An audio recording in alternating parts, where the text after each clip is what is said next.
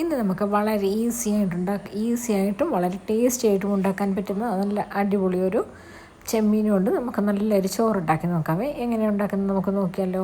ഇത് നമുക്ക് വളരെ ഈസി ആയിട്ട് ഉണ്ടാക്കിയെടുക്കാമേ. നമുക്ക് ആദ്യം തന്നെ ചെമ്മീൻ നന്നായിട്ട് ക്ലീൻ ചെയ്ത് കഴുകിയെടുത്തത് മഞ്ഞൾപ്പൊടിയും സാധാരണ നമ്മൾ ചെയ്യാറുള്ള പോലെ തന്നെ മുളക് പൊടിയും ഇട്ട് ഉപ്പും ഇട്ട് നന്നായിട്ട് മിക്സ് ചെയ്ത് ഒരു 10 മിനിറ്റ് മാറ്റി വെക്കാം.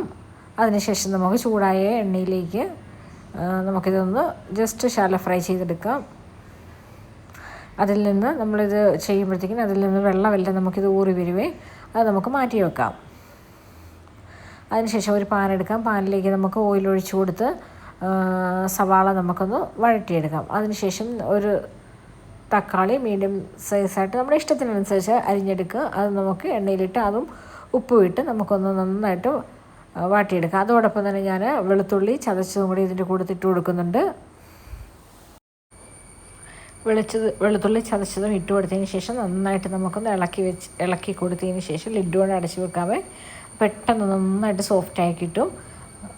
സവാള തക്കാളി എല്ലാം ഒന്ന് മയം വന്ന് വരുമ്പോഴത്തേക്കിന് നമുക്ക് കുറച്ച് കറിവേപ്പില ഇട്ട് കൊടുക്കാം. പിന്നെ നമുക്ക് വേണ്ട മല്ലിപ്പൊടി 1 ടീസ്പൂൺ മല്ലിപ്പൊടി, 1 ടീസ്പൂൺ മുളക് പൊടി ഇട്ട് കൊടുത്ത് നമുക്ക് നന്നായിട്ടൊന്ന് വഴറ്റിയെടുക്കാം. വീണ്ടും ലിഡ് കൊണ്ട് അടച്ച് വെക്കാം.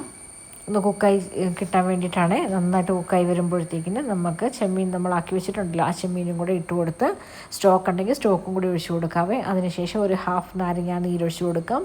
പിന്നെ 1 ടീസ്പൂൺ കുരുമുളക് പൊടിയും പിന്നെ ആവശ്യത്തിന് മല്ലിയിലയും കൂടി ഇട്ട് നന്നായിട്ട് ഇളക്കിയെടുക്കുക.